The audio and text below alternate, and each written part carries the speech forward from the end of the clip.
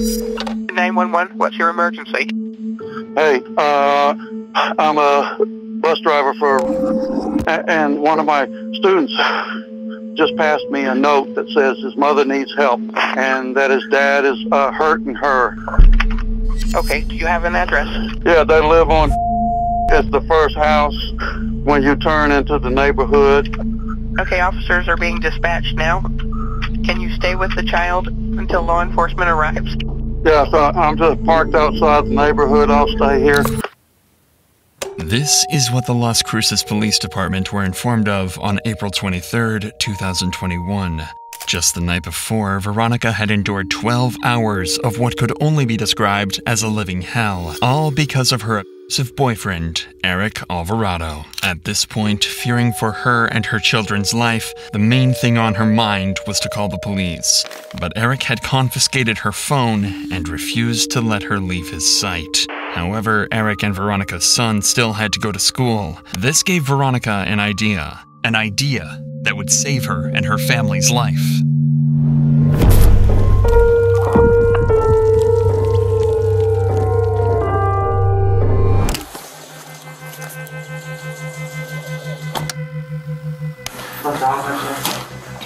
Can you explain to me what's going on today? Last night he was taking me a lot. He was taking you? And so with the pillows. Okay. He picked me up. He got my head against the cabinet, and then he slept on top of here. And then my kids were screaming and crying. And he said that he was either I die or he's gonna have a shot with you guys. Veronica is clearly distressed and just thankful that the cops are here to save her. In fear of her life, she wrote a note behind Eric's back saying that she was in danger and to call 911. She passed this note to her kids in hopes someone from their school would call the police. The note was given to a bus driver who immediately called the Las Cruces Police Department. The cops need to know exactly what happened. Veronica just told them that Eric would have a shootout with the cops if they came, so they know they're dealing with someone either dangerous or delusional, something they would quickly find out. Were you trying to get away from him, or what happened? I just started doing whatever he asked me. He would even tell me to follow him to the bathroom when he needed the bathroom. He would make me pick up the seat for him. Okay. He said, "Are you gonna let me?" And then I was just like, "Well, neither." And then, but I was crying for my mom. He said, "You really think I would do that?" You didn't try to get out, and he didn't forcefully try to keep you I from was leaving or like, anything like that? I've tried before, and it never works. So I just stayed quietly, and I stayed up on the bed. I rolled like to try to get away, and he would just pull me closer and hug me. Okay. But I didn't have a phone to call you guys, so I just What happened to your phone? He has it, but he always takes it because he knows that I'm gonna call the cops. Okay, so the marks on your face, is that from him, or? And not from him. Okay. And then Listen to exactly what Veronica is saying. It's obvious that this isn't just a one-time thing. She's using phrases like, "I've tried before and it never works," implying that she'd almost given up trying to escape him. This is known as learned helplessness, a condition where an abused person starts to believe that they're powerless to save themselves because of the repeated abuse and perceived lack of control. Unfortunately, it's more common than you might think. On average, it takes 7 tries for a victim to escape their abuser, and every single one of these failed attempts would start to make them feel more and more powerless, as though control of their life is slowly slipping away. Given that Veronica has a 5-year-old son with Eric, the abuse might have been going on for years, with her essentially resigning her fate to his violence and manipulation. If that's the case, then her son's actions should be even more celebrated, finally freeing his own mother from a relentless cycle of abuse. Can you explain to me what happened first yesterday? we were arguing. He was just more frustrated because he was yelling at the kids, and then he started to get upset with me. He got upset because I didn't cook, grabbed himself something to eat, and he told me to go garbage and give it to him, but it's because I had the baby in the bed and I laid down. She was getting upset every time I walked out. Okay. And then so I came in here all mad talking shit, and I was right there by the microwave, and I slammed it to close it because he had his food in there. I was going to heat it up, and he told me to shut up, and then he got up and pulled me from my hair and pushed my head toward the the cabinet in my head, like went like that, and just went slowly right here. Went like that, and my eyebrow hit right here. Veronica continued to tell the officer about that night's abuse, how he choked her, threw her around, and grabbed hold of her so hard that she couldn't force his hand away to save herself. Yeah, I was holding onto his arm, but he lifted me up because he's so strong. He lifted me up and he slammed me on the counter. My kids were crying at the same time. My oldest son came out. What did you feel when he grabbed your neck? I don't know, like I was like trying to fight to get it off, and then all of a sudden, like my body just started feeling weak. Feeling weak? Yeah, and I just like I felt like I was underwater and I couldn't breathe. And I was just like trying to calm him down, like, oh baby, I love you, please stop, this is not. But I was just like, because I already know how he is. Directly after being choked almost to death, she's still pleading with him and telling him that she loves him. Obviously, it can't be discounted that this was just an act to get him to stop. But again, this is a very common reaction. Eric has likely used either love bombing or intermittent reinforcement to manipulate Veronica. Love bombing involves initially showering the victim with affection and attention, forming attachment quickly. And intermittent reinforcement involves quickly alternating between kindness and cruelty. Both of these create a powerful emotional bond and dependency on the abuser, making it much harder to leave, despite making her feel like this. He's talking about, are you scared to die? And I'm like, yes. He's like, how does it feel? Because you almost died. And I was just like, if it just hurts, it's painful. He's like, why? Why are you scared to die? Like, and then I said, because my kids. But the last little piece of information the cops get might just be the most important one, and unravel why tonight's abuse got so out of hand. From PTSD, depression. And he hasn't took his medication either. Bipolar depression and... Yes, it takes so much help. He has anxiety, bipolar. Yeah. So the only thing that set him off was the whole him not having food ready and all that? No, it was the kids. He was yelling at my son. Okay. And that if anything gets him upset, he gets really, really upset. Apparently, Eric suffers from PTSD, depression, anxiety, and bipolar. He's supposed to take a litany of meds to keep him stable, but that night, he hadn't taken any of them. Of course, this isn't an excuse for his behavior, nor is it to be assumed that many bipolar people would ever act in this manner, but it could be a possible explanation for the severe and continued abuse. How long have you been with him? On and off for 7 years. There's a time when he sent me to the hospital, but I didn't press charges. So you never... I felt bad because he always calls and he's just like, I'm sorry, this is that. So I'm a sick man. Has he ever been charged with domestic or anything like that? He has? In Las Cruces or New Mexico? With his ex-girlfriend. Okay, but not with you? Yeah. A lot of times I drop the charges because I feel bad. Eric is clearly dangerous and needs to be locked up, but that all depends on if Veronica is going to press charges this time or let herself be manipulated out of it again. But before she can even make that decision, the other cop comes into the room and lets them know that they need EMTs on the scene immediately. When you were standing up and you started...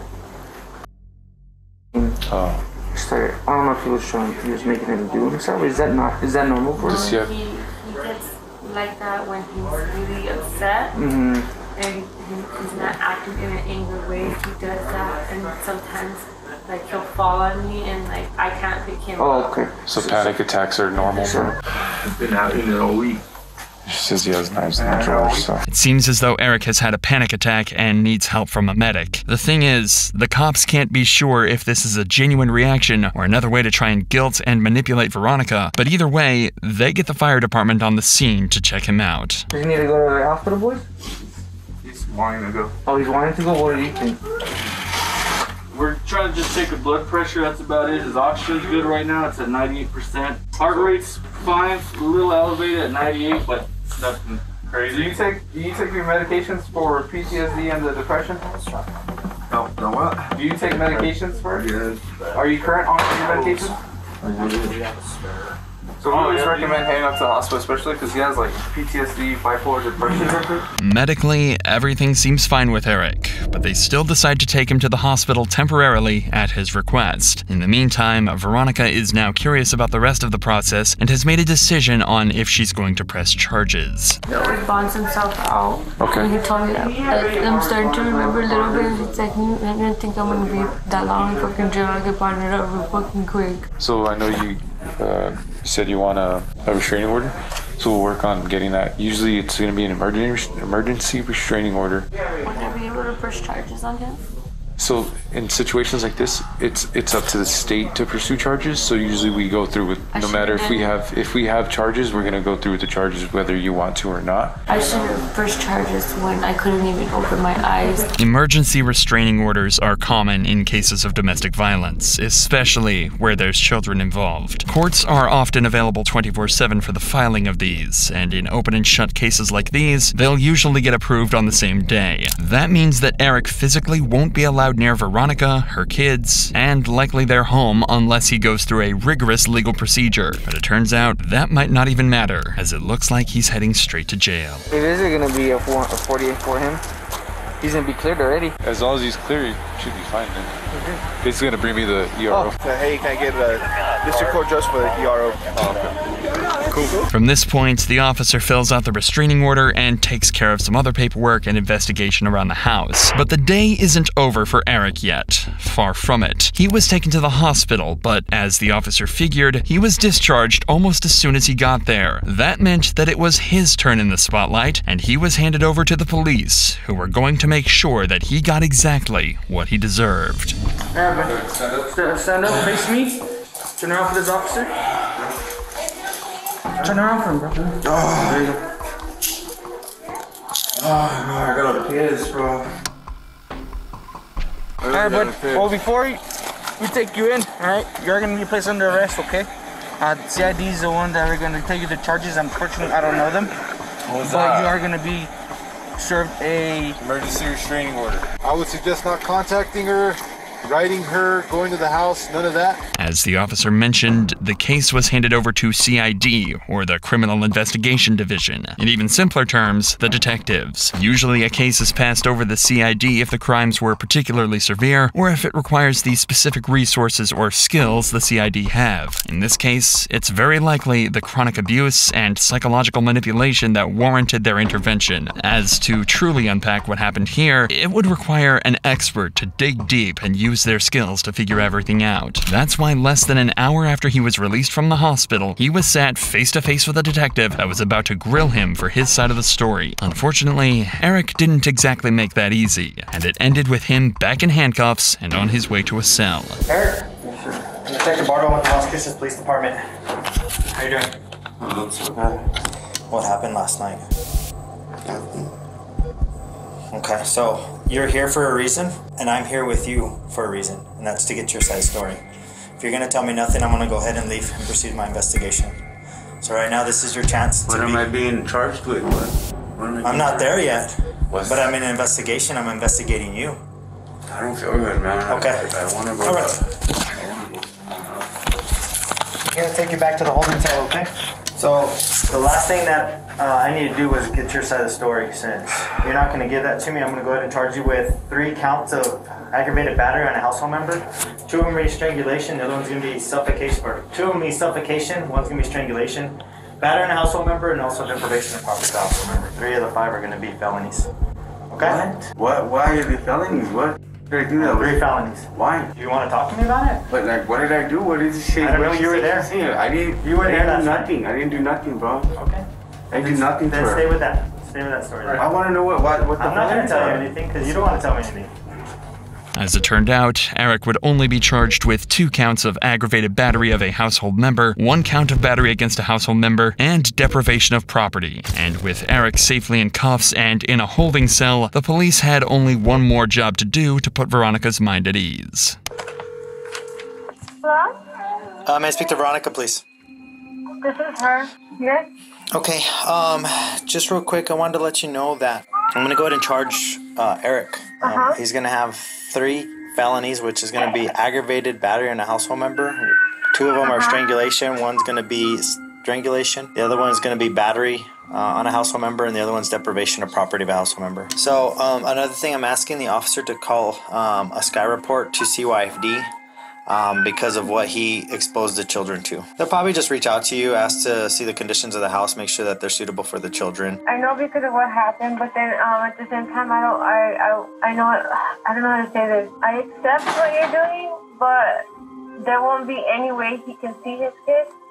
There will be, but it's got to be in different terms now. The way you guys had it, it obviously didn't work because look what he's exposing the children to. As of July 2024, Eric Alvarado is still awaiting sentencing and is being held without bond. However, based on his charges and history, it's estimated he'll likely spend up to 8 years behind bars. With intervention and checks by CPS, the children will also receive treatment and care for any trauma or abuse caused by their father, and Veronica will finally be free of the horrific treatment caused by her evil husband. And remember, none of this would have happened if not for what Veronica's 5-year-old son did that morning, being brave and strong enough to reach out to save his mom, changing his whole family's lives in one heartwarming and heroic move.